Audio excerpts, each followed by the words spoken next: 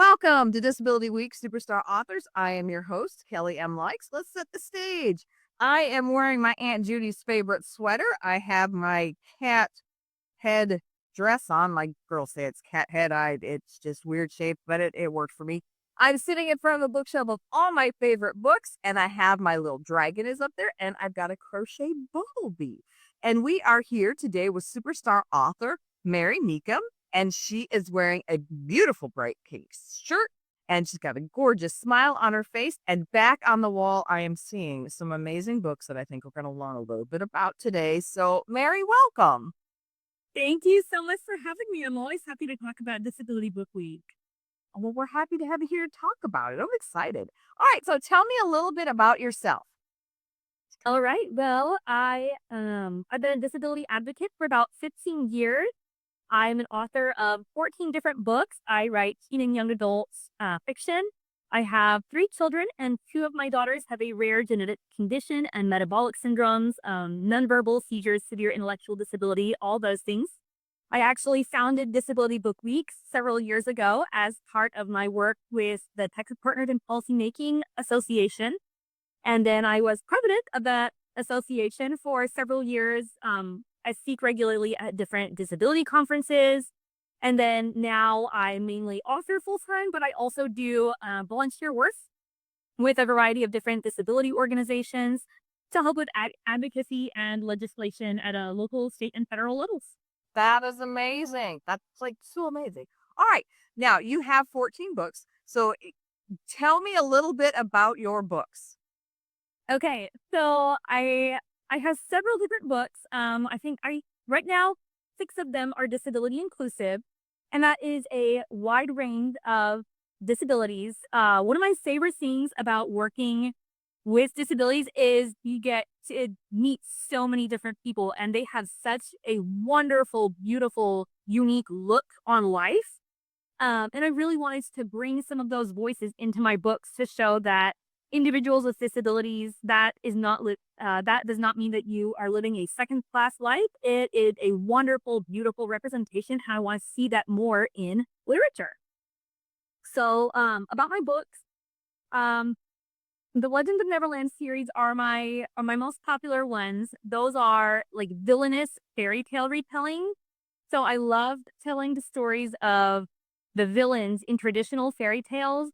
So I have Becoming Hook. That one is a Peter Pan retelling from Captain Hook's point of view.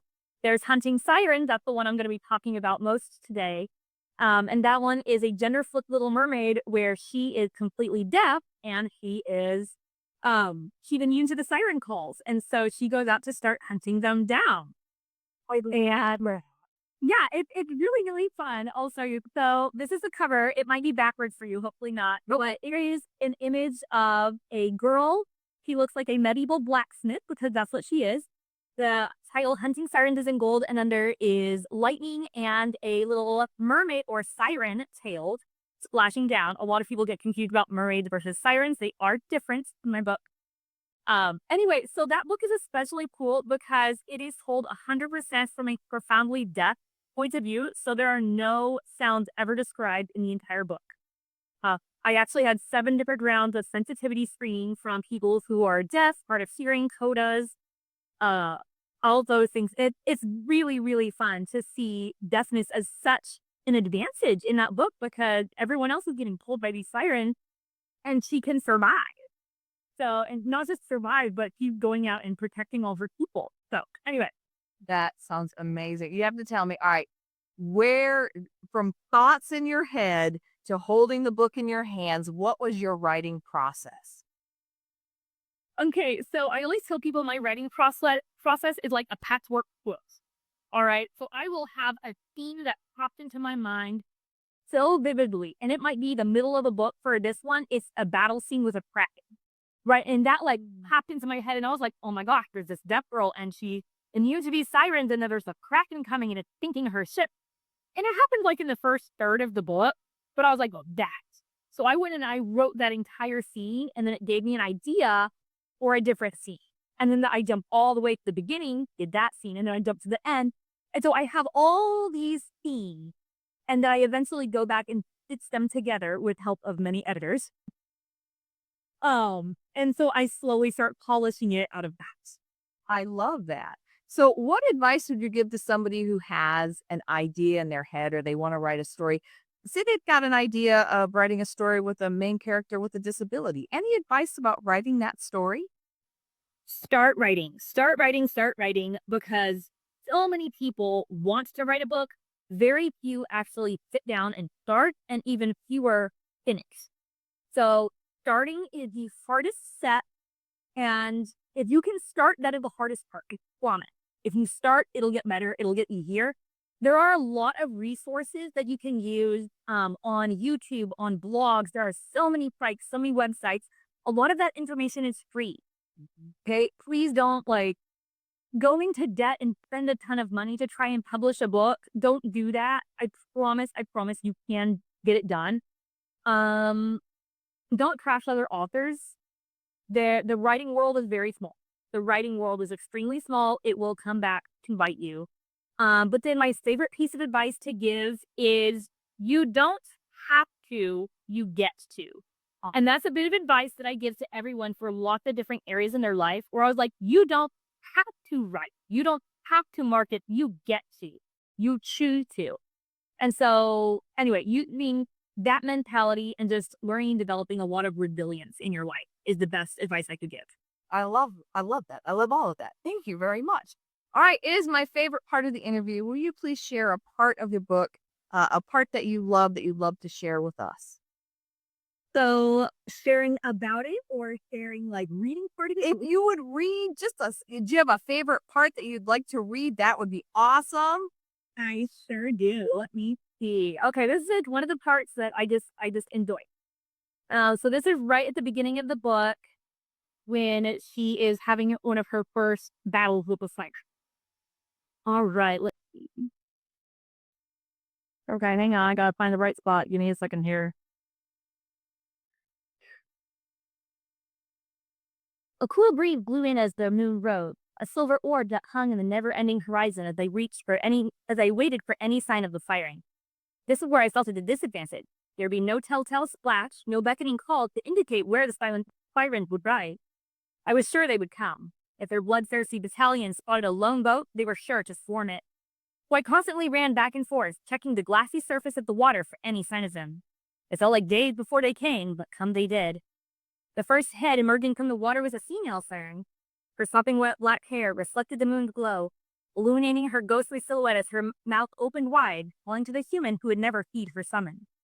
I hefted a crossbow in my arms, aimed, and fired. I was immediately glad that I selected a crossbow for my personal weapon of choice, not only because it had been so easy to learn. I was able to reload and aim extremely quickly, which comforted my hammering heart. I wasn't powerless. I didn't hit the siren, but came close. I could tell I had surprised the creature because he dove back down in a panic. With narrowed eyes, I watched that spot in the surrounding area carefully for a full minute, waiting for her to return. But there was no trace of her except for the fading ripple where her tail had flopped down. Disappointed that I had missed my shot, but still satisfied that the beach had been frightened off, I returned to scanning all sides of the ship and found that several other sirens had popped up on the opposite side. For these, I flung out my net embedded with fishless and glass shard. The thrashing in the water told me that my aim had been true.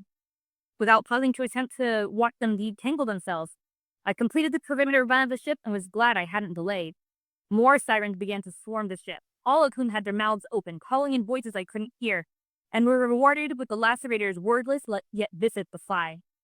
The sirens were growing so thick in the water that it was impossible to miss.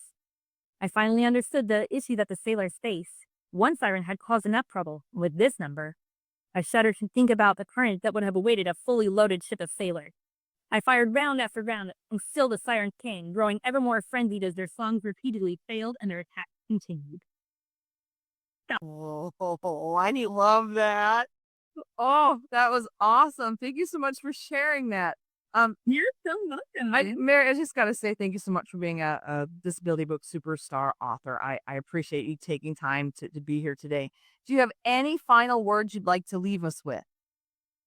Thank you for everyone participating in Disability Book Week. Like, truly, it brings me so much joy every time I see people participating in Disability Book Week. Usually my experience with my girls is that most people are generally very kind. Most people generally want to know about disabilities, but they don't know how to ask. They don't want to make anyone with any disability uncomfortable. And so this is the best way to get involved and become educated and become more aware, because anyone can participate in Disability Book Week at home. Like, you can be at home in the comfort of your home and read these amazing inclusive books. You learn more about disabilities. You get to experience these fun new stories and realize that people with disabilities are people just like everyone else. And these disabilities make the world a more beautiful, vibrant place. And I love it so much. So thank you for being here. Thank you so for participating. Thank you.